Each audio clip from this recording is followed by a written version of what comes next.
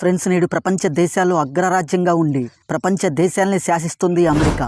America GDP $28 billion, China కంటే $1.5 billion ఎక్కువ, ఇంకా మన ఇండియా కంటే ఏకంగా 7 రెట్లు ఎక్కువ.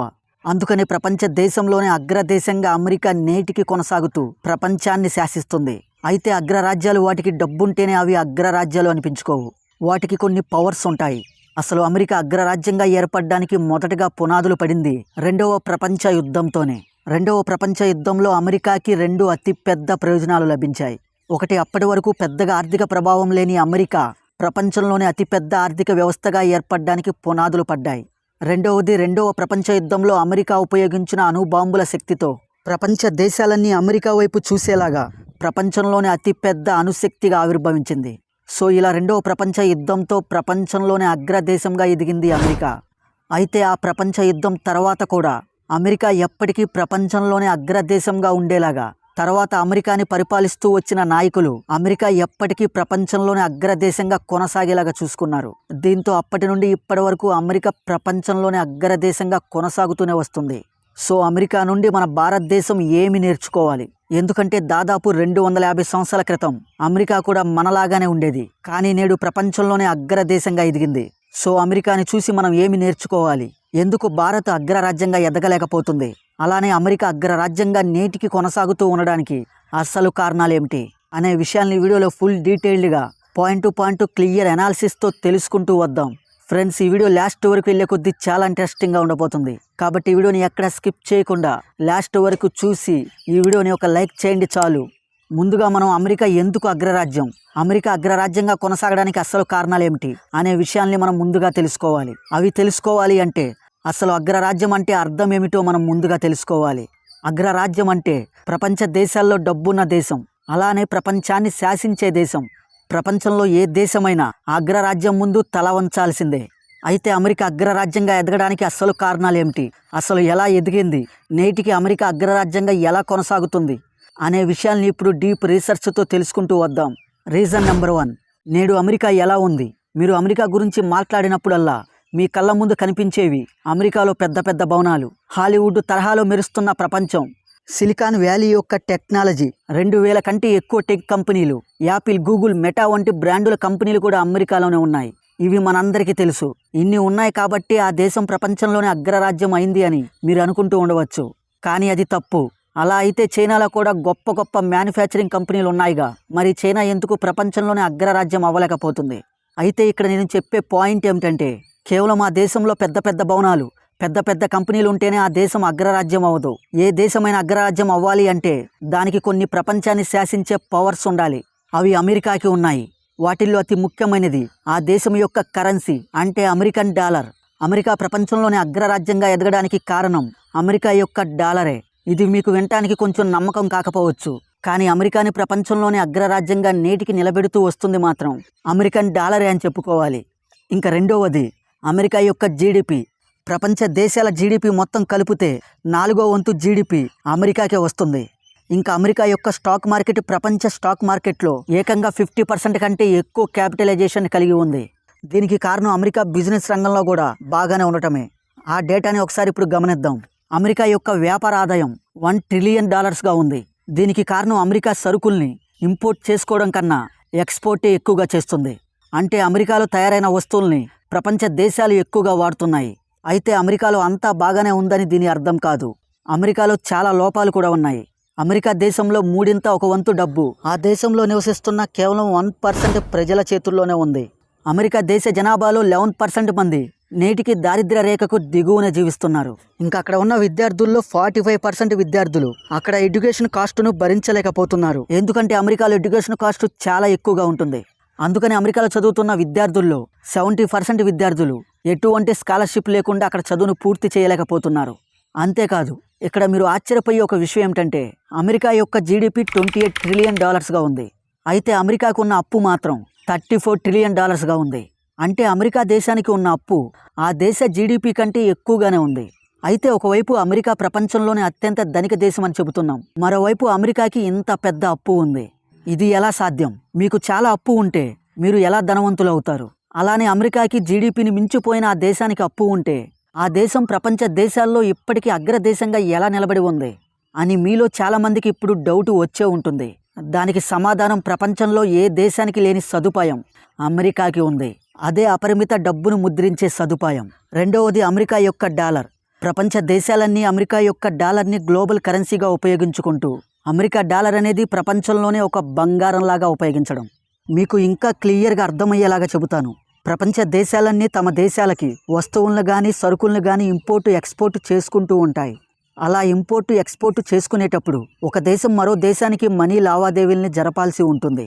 ఆ మనీ లావాదేవీలు జరిపేటప్పుడు ఏ కరెన్సీలో జరపాలి అనేది ఒక పెద్ద సమస్యగా మారింది. ఫర్ ఎగ్జాంపుల్, సౌదీ అరేబియా తమ దేశానికి చైనా నుండి ఏమైనా వస్తువుల్ని ఇంపోర్టు చేసుకుంది అనుకుందాం. అప్పుడు సౌదీ అరేబియా చైనా నుండి వస్తువుల్ని ఇంపోర్టు చేసుకున్నందుకు చైనాకి మనీ పే చేయాలి. ఇక్కడ వచ్చిన సమస్య ఏమిటంటే, అప్పుడు చైనా ఏమంటుంది, నాకు కట్టవలసిన డబ్బుని చైనా యాన్స్లో పే చేయమని సౌదీ అరేబియాని అడుగుతుంది. కానీ సౌదీ మాత్రం చైనాతో మా దేశ కరెన్సీ అయిన సౌదీ రియాల్స్లో చేస్తానని చైనాకి చెబుతుంది. అలా అప్పటి వరకు ప్రపంచ దేశాలకి వాళ్ళ లావాదేవీలను జరుపుకోవడానికి ఒక ఫిక్స్డ్ గ్లోబల్ కరెన్సీ లేకపోవడం వల్ల ప్రపంచ దేశాలు వాళ్ళ లావాదేవీలు జరుపుకోవడానికి ఒక పెద్ద సమస్యగా ఉండేది. అంటే ఇంటర్నేషనల్ ట్రాన్సాక్షన్ జరుపుకోవడానికి ఒక పెద్ద సమస్యగా ఉండేది. అందుకనే 1944లో బ్రిటన్ వుడ్స్ ఒప్పందం జరిగింది. ఈ ఒప్పందానికి 44 దేశాల నుండి 730 మంది ప్రజాప్రతినిధులు హాజరయ్యి ఈ ఒప్పందంపై సంతకం చేశారు. ఆ ఒప్పందం ఏమిటంటే, ప్రపంచ దేశాలు వాటి యొక్క ప్రపంచ దేశాల వ్యాపార లావాదేవీలకి మరే ఇతర అవసరాలకు గాని అమెరికా డాలర్ని ఉపయోగించుకోవచ్చని ఒక ఫిక్స్డ్ గ్లోబల్ కరెన్సీగా అమెరికన్ డాలర్ని ప్రకటించారు. దీంతో ప్రపంచ దేశాలన్నీ అమెరికన్ డాలర్ని గ్లోబల్ కరెన్సీగా ఒప్పుకోవడంతో అమెరికన్ డాలర్ అనేది ఒక గ్లోబల్ కరెన్సీ అయింది. మరైతే మీకు ఇక్కడ ఒక డౌట్ రావచ్చు, యుఎస్ డాలర్ని ఎందుకు గ్లోబల్ కరెన్సీగా ప్రకటించారు అని.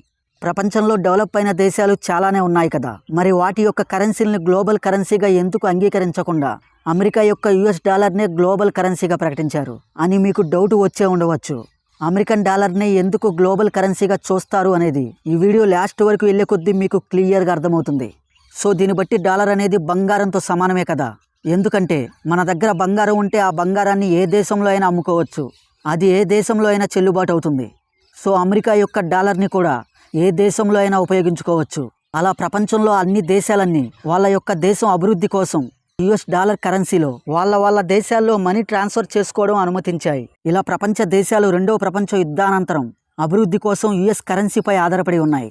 సో అమెరికా అగ్రరాజ్యంగా ఎదగడానికి అమెరికాకి మెయిన్గా ఇలా 2 స్తంభాలపై ఆధారపడి ఉంది. ఒక స్తంభం అంతర్జాతీయ దేశాలన్నీ డాలర్కి మద్దతు చెప్పడం, ఇంకా రెండవ స్తంభం ప్రపంచ దేశాలన్నీ డాలర్ని ఒక ఫిక్స్డ్ కరెన్సీగా ఒక గ్లోబల్ కరెన్సీగా చూసి వాళ్ళ యొక్క ప్రపంచ లావాదేవీలు డాలర్స్లో జరుపుకోవడం. అయితే 1971 సంవత్సరంలో బ్రిటన్ వుడ్స్ ఒప్పందం రద్దు చేయబడింది. అంటే డాలర్ యొక్క ఒక స్తంభం విరిగిపోయింది. కానీ అమెరికా డాలర్ ఎందుకు కూలిపోలేదు, అంటే అమెరికా డాలర్ ఎందుకు పడిపోలేదు, అమెరికా పురోగతి ఎందుకు ఆగలేదు? ఎందుకంటే ఆ సమయంలో అమెరికా ఒక కొత్త స్తంభాన్ని మళ్ళీ నిర్మించుకుంది. అదే పెట్రో డాలర్ ఒప్పందం. ప్రపంచంలో క్రూడాయిల్ని ఉత్పత్తి చేసే దేశాలన్నీ డాలర్స్లోనే మనీ చెల్లింపులు జరపాలని నిర్ణయించాయి.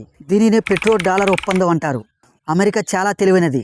అమెరికా యొక్క ఒక స్తంభం పడిపోయిన వెంటనే అది మరొక స్తంభాన్ని వెంటనే నిర్మించుకుంది. ప్రపంచంలోనే ఏకంగా 80% క్రూడాయిల్ డాలర్స్లోనే వ్యాపారం చేయబడుతుంది అంటే మనం అర్థం చేసుకోవచ్చు ప్రపంచ దేశాలు అమెరికా యొక్క డాలర్ని ఎంతలా నమ్ముతున్నాయో. ఇలా ఈ 2 స్తంభాలు అమెరికాకి ఇలా సూపర్ పవర్ని ఇచ్చాయి. సాధారణంగా ప్రపంచ దేశాల్లో ఆ దేశానికి ఉన్న డిమాండ్ను బట్టి ఆ దేశం యొక్క కరెన్సీ విలువ నిర్ణయించబడుతుంది. ఇప్పుడు ఒకసారి ఈ చార్టును చూడండి. ప్రపంచ వాణిజ్య వ్యాపారంలో 59% వ్యాపారం అమెరికన్ డాలర్స్లోనే ఉంది. అంటే ప్రపంచ దేశాలు వాటి సరుకుల్ని ఇంపోర్టు ఎక్స్పోర్టు మొత్తం 59% యుఎస్ డాలర్స్లోనే జరుపుకుంటున్నాయి. దీన్ని బట్టి ప్రపంచం అమెరికన్ డాలర్ని ఎంతలా నమ్ముతుందో మనకిక్కడ క్లియర్గా అర్థమవుతుంది. ఇంకొంచెం మీకు క్లియర్గా అర్థమవడానికి ఒక ఎగ్జాంపుల్ చెబుతాను. ప్రపంచ దేశాలు వాళ్ళ దేశాల్లో తయారైన వస్తువుల్ని ఇంకేమైనా సరుకుల్ని ప్రపంచ దేశాలకి ఎక్స్పోర్ట్ చేస్తాయి. అలానే వేరే దేశాల నుండి తమ దేశానికి అవసరమైన వాటిని ఇంపోర్ట్ చేసుకుంటూ ఉంటాయి. సో ప్రపంచంలో ఇలా ఇంపోర్ట్ ఎక్స్పోర్ట్ వ్యాపారాలు జరుగుతూనే ఉంటాయి. For example Iraq, Iran, Saudi Arabia నుండి మన ఇండియా క్రూడాయిల్ని ఇంపోర్ట్ చేసుకుంటుంది. అలానే మన దేశం నుండి ఆ దేశాలకి షుగర్, రైస్, రిఫైన్డ్ పెట్రోలియం లాంటివి ఎక్స్పోర్ట్ అవుతూ ఉంటాయి. అయితే ఇక్కడ సమస్య ఏమిటంటే, సో జపాన్ కనుక మనం ఇక్కడ తీసుకుంటే భారతదేశం జపాన్తో అలా వ్యాపారం చేస్తున్నప్పుడు మనం రూపాయల్ని ఎందుకు అంగీకరించాలి అని జపాన్ అంటుంది. మన దేశమేమో మనం జపాన్ యాన్ను ఎందుకు అంగీకరించాలి అని భారతదేశం చెబుతుంది. సో ఈ గొడవంతా లేకుండా డాలర్లలో వ్యాపారం చేద్దామని ఇద్దరు అనుకుంటున్నారు. సో ప్రపంచ దేశాలు కూడా వారి దేశాల కరెన్సీలో వ్యాపారం చేయట్లేదు, అమెరికన్ డాలర్లలోనే వాళ్ళకి చెల్లిస్తున్నాయి. ఇంకా సో దీని కారణంగానే అంటే అమెరికా డాలర్ కారణంగానే అమెరికాకు ప్రపంచంలోనే ఒక ప్రత్యేకమైన స్థానం ఏర్పడింది. అంటే అమెరికాకు ప్రత్యామ్నాయం లేనంత వరకు డాలర్ ప్రపంచంలోనే రిజర్వ్ కరెన్సీ. సో అమెరికాకి డాలర్ అనేది ఒక సంపూర్ణమైన శక్తి. సో అమెరికా యొక్క డాలరే అమెరికా అగ్రరాజ్యంగా నేటికి నిలవడానికి అతి ముఖ్య పాత్ర వహించడానికి ఒక ముఖ్య కారణం. అసలు అమెరికా ఎంత తెలివైనదో కోవిడ్ టైంలో అమెరికా చేసిన ఒక సంఘటన మీకు ఇప్పుడు చెబుతాను. 2020 సంవత్సరంలో అమెరికా కోవిడ్ మాధ్యమ ముప్పును ఎదుర్కొంటుంది. అమెరికానే కాదు, ప్రపంచ దేశాల్లో చాలా దేశాలు కోవిడ్ ముప్పును ఎదుర్కొంటున్నాయి. కోవిడ్ వల్ల అమెరికా స్టాక్ మార్కెట్ క్రాష్ అవుతుంది. నిరుద్యోగం రేటు 14% దాటిపోయింది. అమెరికా జీడిపి కూడా ఏకంగా 32% తగ్గింది. దీంతో తమ దేశ ఆర్థిక వ్యవస్థను కాపాడుకునేందుకు అమెరికా అనేక ప్రణాళికలు రూపొందించుకుంది. వాటిల్లో ఒకటే క్వాంటిటేటివ్ ఈజింగ్. ఈ పదం మీరు వినటానికి ఒక ఫ్యాన్సీగా అనిపిస్తూ ఉండవచ్చు, కానీ ప్రాథమికంగా దీని అర్థం ఆర్థిక వృద్ధి కోసం డబ్బును ముద్రించడం. సో అమెరికా అప్పుడు ఆ డబ్బును యాదృచ్ఛితంగా ముద్రించలేదు. దానికి ప్రతిఫలంగా బాండ్స్ రూపంలో అమెరికా తమ డబ్బును ప్రింట్ చేసుకుంది. ప్రజలు ఈ బాండ్స్ని కొనుగోలు చేస్తారు, దాని ద్వారా కొంత వడ్డీని పొందుతారు. సో అమెరికా కోవిడ్ టైంలో అంత డబ్బును ముద్రించినా సరే ఎందుకు అక్కడ ఇన్ఫ్లేషన్ పెరగలేదు అనడానికి అమెరికా డబ్బుని డైరెక్ట్గా ముద్రించలేదు. అమెరికా డబ్బును ముద్రించి ఆ డబ్బు ప్రజల్లోకి వెళ్ళడానికి బాండ్స్ రూపంలో జారీ చేసింది. సో 2020 సంవత్సరంలో ఫిబ్రవరి నుండి జూన్ వరకు అమెరికా ఏకంగా $3 ట్రిలియన్ల ముద్రించింది. సో అలా ఆ డబ్బు కారణంగా అమెరికా కోవిడ్ యొక్క ఆర్థిక ప్రభావం నుండి తప్పించుకోగలిగింది. అయితే మరి ఇతర దేశానికైనా ఇది జరిగితే, అంటే అపరిమిత డబ్బును ముద్రిస్తే, అంటే ఎక్కువ డబ్బును ముద్రిస్తే అక్కడ ఖచ్చితంగా ఇన్ఫ్లేషన్ వస్తుంది. కానీ అమెరికాకి ఎందుకు అది జరగలేదు? నేను ఇందాక చెప్పానుగా, అమెరికా డబ్బును ముద్రించి దాన్ని బాండ్స్ రూపంలో జారీ చేసింది అని. సో అమెరికా ఇక్కడ చాలా తెలివైన దేశం. అమెరికా తమ దేశం ప్రపంచంలోనే అగ్రరాజ్యంగా కొనసాగుతూ రావడానికి ఎప్పటికప్పుడు తెలివిగా ఆలోచించి అనేక కొత్త నిర్ణయాలను తీసుకుంటూ వచ్చింది. అంటే అమెరికాని పరిపాలిస్తూ వస్తున్న రాజకీయవేత్తలు చాలా తెలివిగల వాళ్ళు అని మనం అర్థం చేసుకోవచ్చు. అందుకనే అమెరికా అగ్రరాజ్యం. అయితే ఇక్కడ మీకు ఒక విషయం తెలియాలి.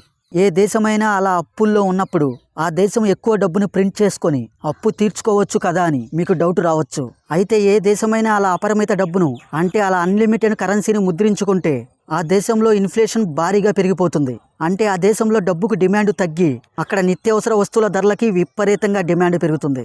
ఇలా ఇన్ఫ్లేషన్ భారీగా పెరిగిపోతే ఆ దేశాల్లో నిత్యావసర ధరలు పెరిగి ఆ దేశం రోడ్డున పడిపోతుంది. సో అందుకనే ప్రతి దేశం అన్లిమిటెడ్ డబ్బును ప్రింట్ చేయదు. ఇలా ఒకసారి జింబాబ్వేలో జరిగింది. 2008 సంవత్సరంలో జింబాబ్వే దేశం అక్కడ అన్లిమిటెడ్ మనీని ప్రింట్ చేసుకుంది. దీంతో ఆ దేశంలో అప్పుడు ఇన్ఫ్లేషన్ భారీగా పెరిగి ఆ దేశం రోడ్డున పడాల్సి వచ్చింది. ఆ ఎఫెక్ట్ తో జింబాబ్వే దేశం ఇప్పటికీ ఇన్ఫ్లేషన్ లో ఇంకా కోలుకోలేదు. అదే వెనిజులాలో కూడా జరిగింది. కానీ అమెరికాలో అలా జరగదు. ఎందుకంటే జింబాబ్వే డబ్బుకి డిమాండు ఆ జింబాబ్వే దేశంలో మాత్రమే ఉంటుంది. వెనిజులాకి డబ్బు డిమాండు ఆ వెనిజులాలో మాత్రమే ఉంటుంది. భారతీయ రూపాయలకు డిమాండు భారతదేశంలో మాత్రమే ఉంటుంది. కానీ అమెరికన్ డాలర్కి డిమాండ్ మాత్రం ప్రపంచవ్యాప్తంగా ఉంటుంది. ఎందుకంటే అమెరికన్ డాలర్ గ్లోబల్ కరెన్సీ కాబట్టి. సో అమెరికా అగ్రరాజ్యంగా నేటికి నిలబడి ఉండడానికి మెయిన్గా 3 రీజన్స్ ఉన్నాయి. రీజన్ నెంబర్ 1, ప్రపంచం మొత్తం డాలర్ని విశ్వసించడం. అంటే ప్రపంచ దేశాలన్నీ వాళ్ళ ఇంపోర్ట్ ఎక్స్పోర్ట్ వ్యాపారాలన్నీ డాలర్స్లోనే చేయడం. రీజన్ నెంబర్ 2, డాలర్ స్థానంలో మరొక కరెన్సీ లేకపోవడం. అంటే డాలర్ స్థానాన్ని ఏ దేశ కరెన్సీ కూడా రీప్లేస్ చేయలేకపోవడం. అంటే ఏ దేశ కరెన్సీ కూడా గ్లోబల్ కరెన్సీగా డాలర్కి పోటీగా లేకపోవడం. రీజన్ నెంబర్ 3, డాలర్ని ఎలా మరియు ఎంత ముద్రించాలో నిర్ణయించేది అమెరికానే కాబట్టి. అందుకని 2023లో Silicon Valley Bank of America మునిగిపోయింది. కానీ ఇప్పటికీ అది అమెరికా ఆర్థిక వ్యవస్థపై ఎటువంటి ప్రభావం చూపలేదు. అలానే 2008లో అమెరికాలో మాధ్యం ఏర్పడింది. కానీ కేవలం 3 సంవత్సరాల్లోనే అమెరికాలో ఆర్థిక వ్యవస్థ బాగా స్థిరపడింది. మరేదైనా దేశానికైతే దశాబ్దాలు పట్టేది. అమెరికాకు కేవలం 3 సంవత్సరాలే పట్టింది. అందుకనే అమెరికా అగ్రరాజ్యం. దానికి ఏకైక కారణం అమెరికన్ డాలర్ కాదు, దానికి వేరే కారణాలు కూడా ఉన్నాయి. అది తర్వాత వీడియోలో నేను క్లియర్గా వివరిస్తాను. ఇదంతా సరే, అమెరికా ఒక సూపర్ పవర్. దాని నుండి మనం ఏమి నేర్చుకోవచ్చు? అమెరికా ఆర్థిక వ్యవస్థ నుండి మన భారతదేశం ఏమి నేర్చుకోవాలి? అలా నేర్చుకోవడం ద్వారా మన భారతదేశాన్ని ఎలా మెరుగుపరుచుకోవచ్చు అనే విషయానికి వస్తే, అమెరికాకి భారతదేశానికి మధ్య 2 పెద్ద తేడాలున్నాయి. నెంబర్ 1, 2 దేశాల జనాభా మిశ్రమ జనాభా. నెంబర్ 2, 2 దేశాలు ప్రజాస్వామ్య దేశాలు. ఏ ప్రభుత్వం అధికారంలో ఉన్నా రాజకీయ ప్రయోజనాల కంటే జాతీయ ప్రయోజనాలకి ఎక్కువ ప్రాధాన్యత ఇవ్వడం ఆ దేశ ఆర్థిక వ్యవస్థకి ఒక స్థిరత్వాన్ని ఇస్తుంది.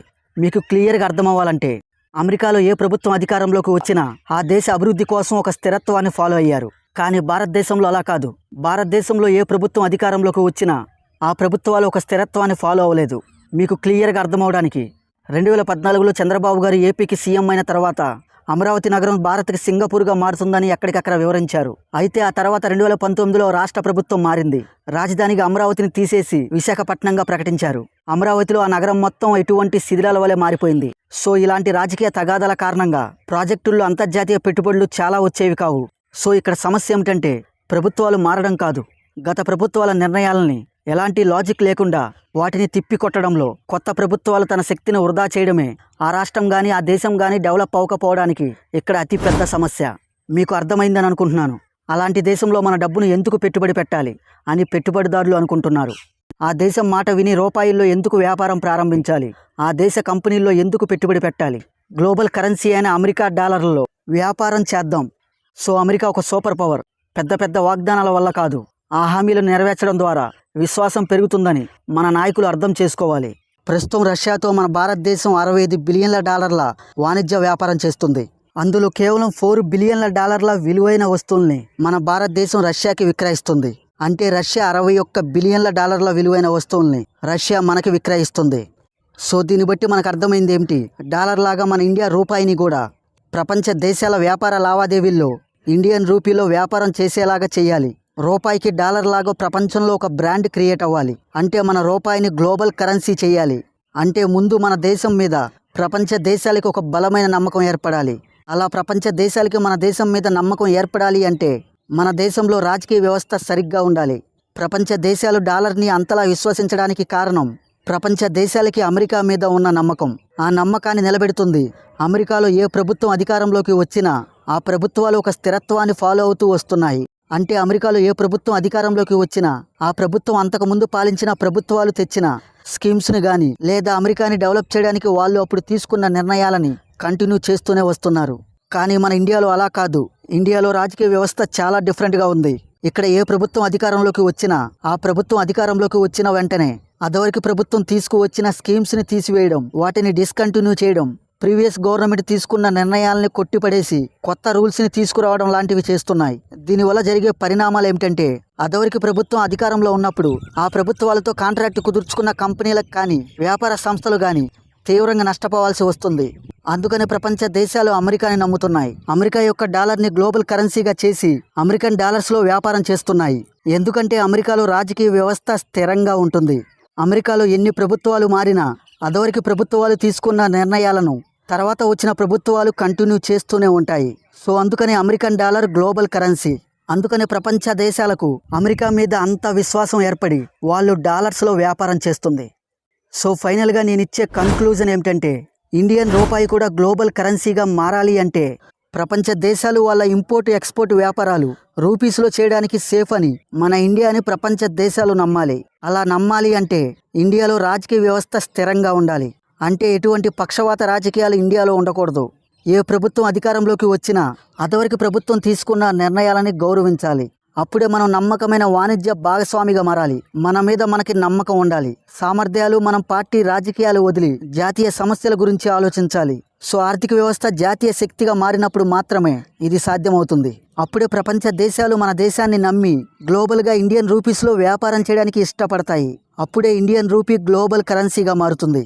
అలా ఇండియన్ రూపీ గ్లోబల్ కరెన్సీగా మారిన రోజే ఇండియా ఒక సూపర్ పవర్గా మారి మన దేశం ప్రపంచంలోనే అగ్రదేశంగా ఏర్పడడానికి పునాదులు పడతాయి. ఫ్రెండ్స్, నా ఎక్స్ప్లెనేషన్ మీకు నచ్చితే ఒక లైక్ చేసి మన ఛానల్ని సబ్స్క్రైబ్ చేయండి. అలానే వీడియోని మీ ఫ్రెండ్స్ అండ్ ఫ్యామిలీ మెంబర్స్కి తప్పకుండా షేర్ చేయండి. Thank you.